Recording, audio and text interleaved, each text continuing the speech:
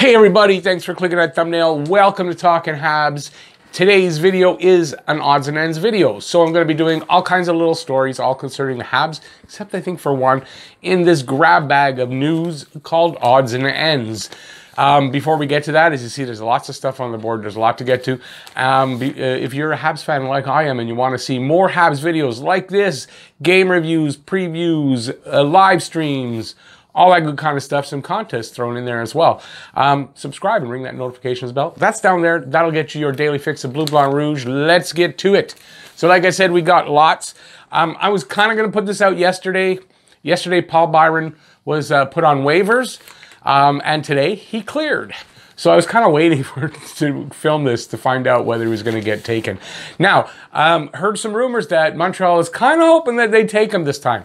It would help them clear up some cap space and allow them to maybe make a deal. So right now, he's on the taxi squad. It does clear up some cap space on a daily basis, but not in a big bunch, right? They were hoping that they take him, they get rid of the salary, and they can go out and look for somebody. So that's not happening. The only thing I can think of is that he's cleared now. If the Habs have some interest in him, and teams that might have been interested in him might have wanted to actually wait till he cleared waivers so that if they make a deal for him, giving up maybe a draft pick, right? And they would be able to put him directly on their taxi squad and wouldn't have to have him clear waivers as well.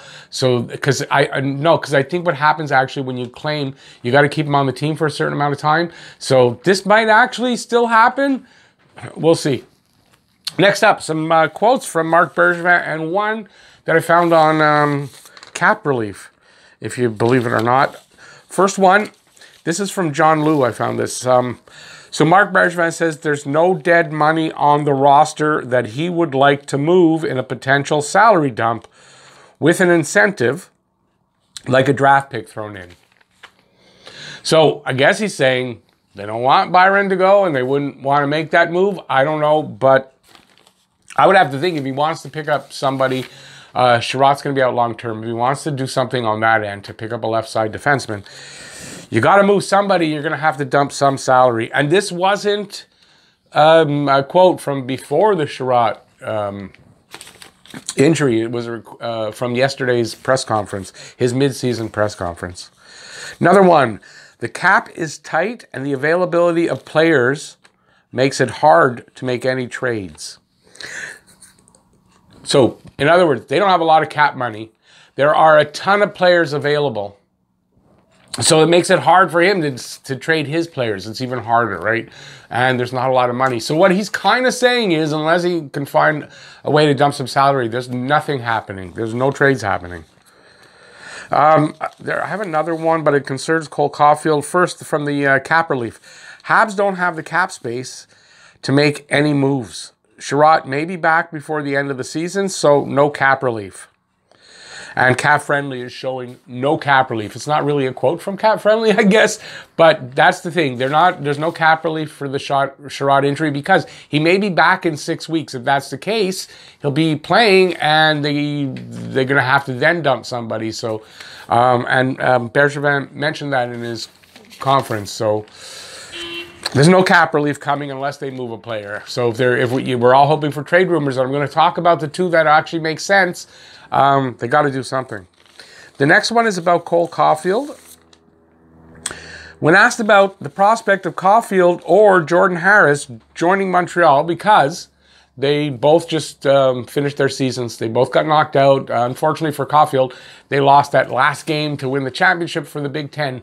Maybe that's fortunate for Montreal because now he's available to sign his ELC. He won't be playing for the national title. So when asked about that, he said, there's a big difference between the NCAA and the NHL. He doesn't elaborate, but he's saying that if you're really expecting Cole Caulfield to come onto the team and absolutely be a game breaker and a game changer and all that, and he doesn't, I mean, it's a big difference. It's going to take some time. That's what he's saying. Okay, next item. Caulfield named Big Ten Player of the Year, and he was named that unanimously. And that means something because apparently that's the first time that's happened, that a player was named Big Ten Player of the Year without any competition, or everybody voted for him. So that says something, boy. In 29 games played there, 27 goals, 21 assists, 48 points. He was the national goals and points leader. He is a Hobey Baker nominee, and kind of think that he's got a really good shot. I think he'll be a finalist at the very least and probably win it. He is also the Big Ten scoring champ. So, I mean, this is really great. Does that make him ready for the NHL and Montreal? I don't. I really think he'll sign his ELC. They'll give him a game or two. Maybe put him on the taxi squad. He's just finished. He doesn't need to go to Laval really right now. They might put him on the taxi squad, depending on what they see, if they put him in a game or two, or he will go to Laval and he'll start his professional career there in Laval. And that wouldn't be a bad thing. It really wouldn't. So the Badgers lose the Big Ten title. That was last night. They lost, I think, 5-4. Caulfield came close. He got the fourth goal to get really close, and they didn't get it. So when does Caulfield sign his ELC? I don't know why I put sigh, because he's not sighing anything. He may have sighed after they lost.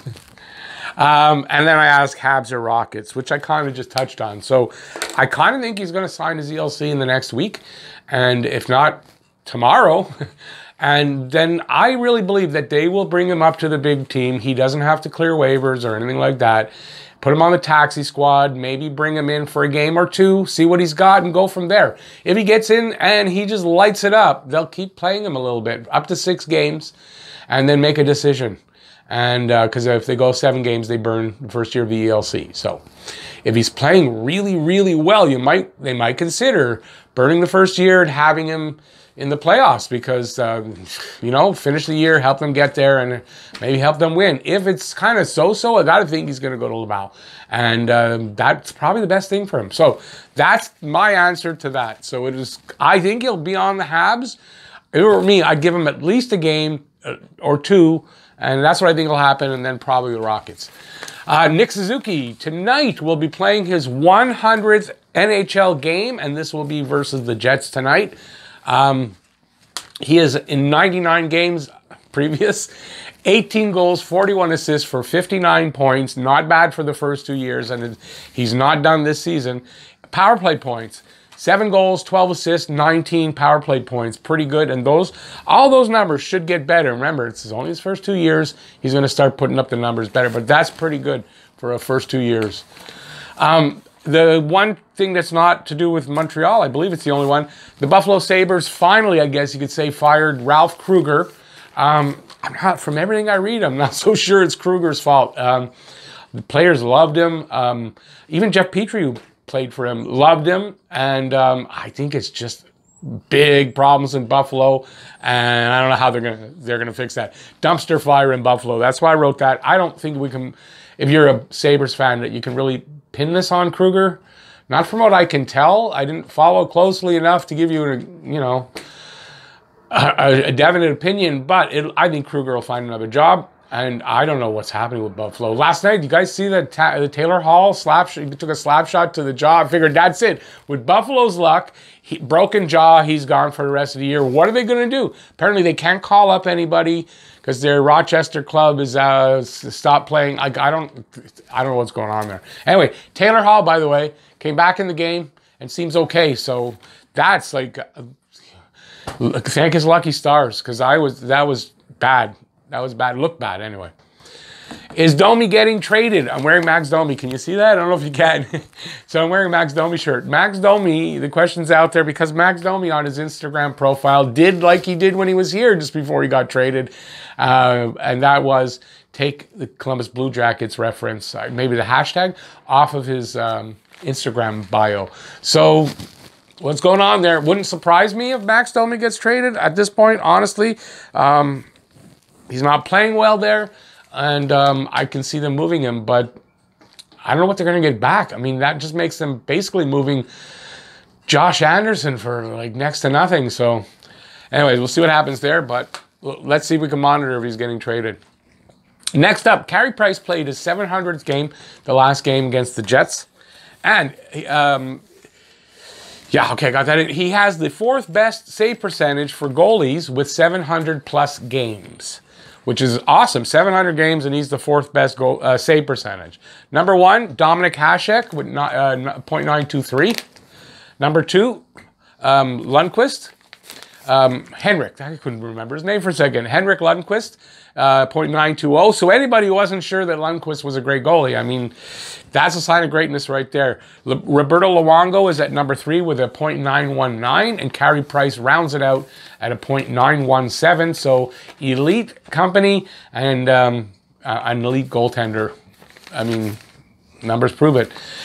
Under Claude Julien this season, before the trade, before the change in coaches, Price was 5-3-3 with a .295 goals against and an .893 save percentage. Jake Allen was 4-2-1 with a .214 save percentage, goals against, excuse me, and a .932 save percentage. Under Dominic Ducharme, Carrie Price has completely turned it around with a 4-2-1 record, a 2.00 goals against, and a .933 save percentage. Those are Carrie Price numbers. That's what we came to expect from him, and it's good to see. And hopefully he can keep that up the rest of the season because, quite frankly, he's going to have to. Jake Allen, 0-2-1 with a .261 goals against and an .896 save percentage. Now, I didn't put this up to shit on Jake Allen because I'm not. Jake Allen did a great job while Price was struggling, and while Price is not struggling, maybe you could say he's struggling a little bit. Maybe it's just the matchups he had and the timing of it. Jake Allen will improve on that, I'm quite sure, going forward. And but he, you know, that just shows Price is the guy, Allen's the guy to back him up. And the talk about getting rid of Price and going with Allen, it's not going to work. It's not a good idea. And I don't know, I hope you see that his numbers prove that he's not done yet. Now, Habs trade rumors. I guess I teased it in the title. I was going to do a video. Habs trade targets. But you know what? First of all, Bears fans pretty much come out and said they're not doing anything. Don't expect a big trade, if any trades at all. If there's anything happening, I would think it's going to be more on a small level, and there's not a lot of targets out there that make any sense for Montreal. And so you know what? I'm just going to put the 2 in here that everyone is talking about, and the 2 that really make sense. And I can prove that I did this, so if you're thinking, well, I'm just going with what everybody talked about, that's not true. This is my work on it. So different names, different teams, but they don't make sense. And the money and all that stuff, it doesn't work. So here are the 2 that, if they're going to make any moves, and if they can connect with these 2, I think they do it. And that's Mattias Ekholm, of course. Everyone's talking about Ekholm. He's a left-hand defenseman, left side defenseman, excuse me. He's also the assistant, he's the alternate captain in Nashville. He's 30 years old. He's got 1 year left on his contract after this season at $3.75 million. I said Nashville. He fits the bill for what they're looking for. He's a top 4 guy, played top pairing minutes with Weber, and he'll do the job, and he won't hurt you, and he'll do the job and perform well. He's what we're looking for. It's pretty much, I mean, I challenge you to find a guy that's better suited, that'd probably be a better fit than him, that's affordable. So Mattias Ekholm, how they make that deal, I don't know. They're talking about the Preds wanting a first, a second, and a prospect, top prospect. So that's a big ask, and I don't know if Montreal's willing to pay that. It's not taking anybody off the roster, so that creates a problem as well because they need to move some salary in order to accommodate the money. Not talking about next year, but still, they'd have half a season. That's it's close to $2 million, and they don't have that money, so they'd have to move somebody. Same thing with a little bit less for Luke Glendening. Luke Glendening of the Detroit Red Wings. He's a center, left wing, right wing. He plays all forward positions. He's also an alternate. Excuse me. He's 31 years old, so he meets that veteran center qualification. He's a UFA at the end of the season, so that eliminates any problems for next year unless they do want to re-sign him. He's making $1.8 million on the cap, so they'd only have to worry about $900,000, which they don't have right now. They'd still have to move somebody and to make the room. But the key thing here, he's won 66% of his faceoffs this season. So he wins faceoffs. That's what they're looking for in a guy that they're going to bring in. Now, talk about Eric Staal. Doesn't work in that. Eric Staal is winning under 50% of his faceoffs. You can also take for Eric Staal into account where he's playing, right? But is it that much better for Glendening, who's in Detroit? It's not that much better. So I think the Habs would be, and they're rumored to be targeting Glendening. And that's the rumors. The rumors are Terry Lehkonen to get a Glendening. So they're I don't know if they are actually waiving our Terry Lehkonen for that or not, but that's the rumor that I'm reading from the writers, you know. So this is, if they're going to make anything, I think it's in here. We're either going to see Ekholm and Glendening come in, one or the other, or nothing. And my personal opinion is I don't think they swing a deal. I don't see how they do it. I don't see when they do it. If they don't do it in the next week, it's going to be for naught, because you got all the, you know, if they wait till the deadline and you got the 14-day quarantine, the guy's not going to play here till the playoffs. That's if we make the playoffs. But you want to bring this guy, these two guys in to help you make the playoffs. So I don't know. So expect in the next week or so, they're either going to make a move to get these guys or somebody like them. Or I don't think they're going to make a move. I honestly don't. Unless they find some takers for a guy like Tatar. You know, they're free to know. I don't think they do that, though. So we'll see. I don't know. It's still up in the air for me. I don't know. I don't think there was enough things to talk about in a whole video, so I brought it here. So there you go. That's what there is out there. I don't think there's anything else.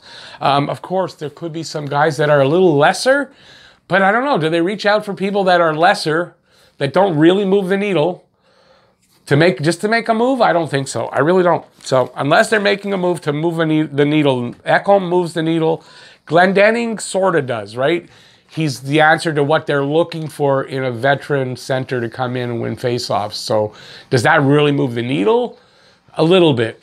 Ekholm moves it a lot more. So I think that's who they'll go after if they can get them. Maybe they will. Maybe they won't. That's it. If you like it, give a thumbs up. If you have any comments on that, anything I said here, who do you think they go after?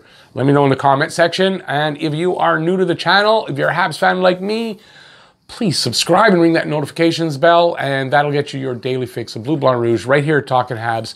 Thanks for watching, everybody. See you at the live stream tonight, 8:35, and the game is at 9 o'clock tonight, so hopefully I'll see you there. Stay safe out there. Peace out, y'all. See you next video. Bye, everybody.